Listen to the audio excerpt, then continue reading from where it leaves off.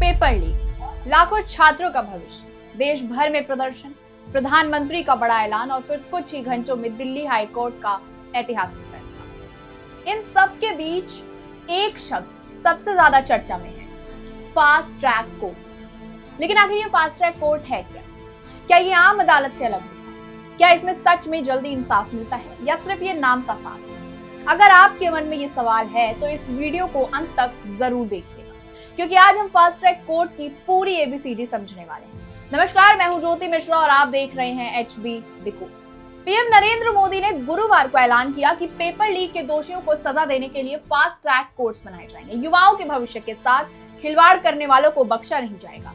PM का ये ऐलान कॉकरोच जनता पार्टी और विपक्ष के प्रदर्शन के बीच आया। सीजेपी पिछले 34 दिनों से देश में प्रदर्शन कर रही है। देश में प्रतियोगी परीक्षाओं में धांधली और पेपर लीक के मामलों में तेजी से न्याय और दोषियों को सख्त सजा दिलाने के लिए पीएम मोदी की घोषणा के कुछ घंटों बाद दिल्ली हाईकोर्ट ने बड़ा कदम उठाया है।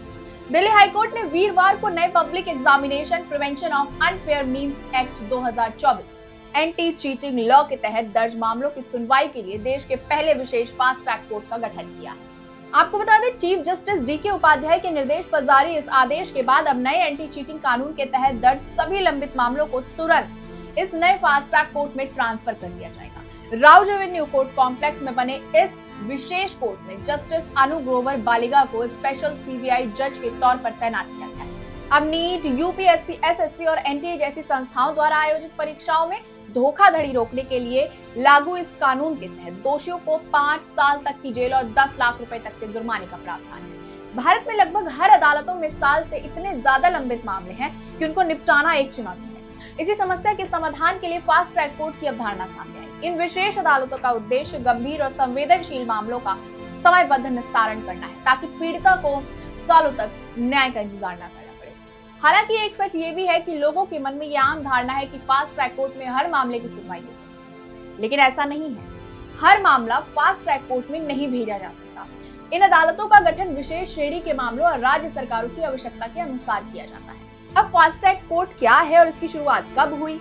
तो देश भर में लंबित मामलों का बोझ कम करने के उद्देश्य से साल 2000 में भारत के 11वें वित्त आयोग ने देश भर में फास्ट ट्रैक कोर्ट को बनाए रखने की योजना पेश की। फिर वित्त आयोग की सिफारिश पर वित्त मंत्रालय ने पूरे भारत में फास्ट ट्रैक अदालतों के गठन के लिए धन आवंटित किया। राज्यों में जल्दी सुनवाई और न्याय देने के उद्देश्य से उच्च न्यायालयों के परामर्श से फास्ट ट्रैक कोर्ट स्थापित करने की प्राथमिक जिम्मेदारी राज्य सरकार की गई, जिसके बाद पूरे देश में फास्ट ट्रैक कोर्ट स्थापित किए गए। दरअसल हर मुकदमा या मामले की सुनवाई फास्ट ट्रैक कोर्ट में नहीं है। सामान्य दीवानी या आपराधिक मामलों को फास्ट ट्रैक अदालतों में स्वतः स्थानांतरण संभव नहीं है, क्योंकि इनमें गवाह और साक्ष्यों का एक लंबा सिलसिला चलता है। फास्ट ट्रैक अदालतों में ऐसे मामले नहीं आते। महिलाओं के विरुद्ध अपराध, पॉक्सो मामला, दुष्कर्म, कुछ गंभीर अपराध और लंबे समय से लंबित विशेष मामलों की सुनवाई यहाँ होती है। कई राज्यों में वरिष्ठ नागरिकों अथवा 5 वर्ष से अधिक पुराने कुछ मामलों को प्राथमिकता दी जाती है। एक बड़ी बात यह भी है कि यदि कोई पक्ष जल्दी सुनवाई चाहता है तो वह संबंधित उच्च न्यायालय से अपने मामले को फास्ट ट्रैक कोर्ट में भेजे जाने के लिए निर्देश मांग सकता है। इस मामले में अंतिम फैसला संबंधित न्यायिक व्यवस्था और लागू नियमों पर निर्भर करता है। इसीलिए केवल जल्दी फैसला चाहिए कहने से मामला फास्ट ट्रैक कोर्ट में स्थानांतरित नहीं होता। देखा जाए तो फास्ट ट्रैक कोर्ट का सबसे बड़ा लाभ न्यायिक देरी को कम करना है। इससे पीड़िता को अपेक्षाकृत कम समय में न्याय मिलने की संभावना बढ़ जाती है। लंबे समय से विचाराधीन कैदियों के मामले में भी जल्दी सुनवाई बड़ी बात साबित होती है। दूसरी ओर इन अदालतों के सामने कई व्यवहारिक चुनौतियां भी हैं। फिर पर्याप्त न्यायाधीशों की कमी, आधारभूत ढांचे का अभाव, कई बार फोरेंसिक रिपोर्ट में देरी और तकनीकी संसाधनों की कमी इसके दायरे और असर को सीमित कर देती है। कई राज्यों में अदालतों की संख्या भी आवश्यकता से कम है। अब सबके मन में एक सवाल जरूर होगा, क्या जल्दी फैसले के चक्कर में न्याय की अनदेखी हो जाती है?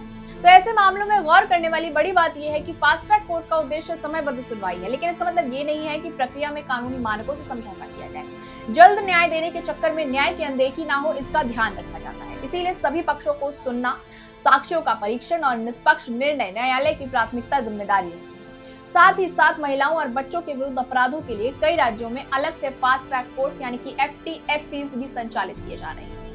इसके जरिए संवेदनशील मामलों के निस्तारण की गति बढ़ाने का प्रयास किया जा रहा है। इंसाफ तभी मायने रखता है जब उस समय पर शायद इसी सोच के साथ फास्ट ट्रैक कोर्ट की शुरुआत हुई। अब देखना होगा कि पेपर लीक जैसे मामलों में ये व्यवस्था कितनी तेजी और कितनी निष्पक्षता से काम करे। अगर आपको ये जानकारी उपयोगी लगी तो वीडियो को ज्यादा से ज्यादा शेयर करें, ताकि हर छात्र और अभिभावक फास्ट ट्रैक कोर्ट की सच्चाई समझ सके। अब इस मुद्दे पर अपनी राय हमें कमेंट सेक्शन में जरूर बताइए। अगर आपको ऐसे ही बिना शोर तथ्यों पर आधारित और हर एंगल से की गई एक्सप्लेनर वीडियोस पसंद आती हैं तो वीडियो को लाइक कीजिए, चैनल को सब्सक्राइब कीजिए और बेल आइकन दबाना बिल्कुल मत भूलिए। और अगर आप सबसे पहले ऐसी एक्सक्लूसिव खबरें, डॉक्यूमेंट्स और पर्दे के पीछे की अपडेट्स पाना चाहते हैं तो स्क्रीन पर दिख रहे हमारे व्हाट्सएप चैनल के QR कोड को भी अभी स्कैन करें और तुरंत जुड़ जाएं। मैं मिलूंगी आपसे अगली बड़ी खबर और उसके पीछे छिपी पूरी कहानी के साथ। नमस्कार।